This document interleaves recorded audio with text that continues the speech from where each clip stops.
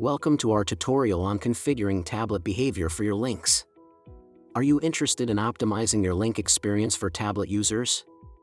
In this video, we'll guide you through the process of changing how tablets are treated when clicks are directed to your links.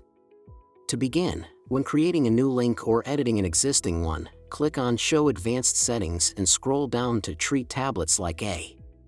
Here, you can select whether tablets should be treated like a desktop PC or a mobile device.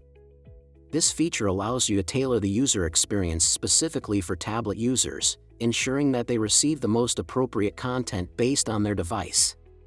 Unlock the power of tablet optimization and provide a seamless experience for your tablet users.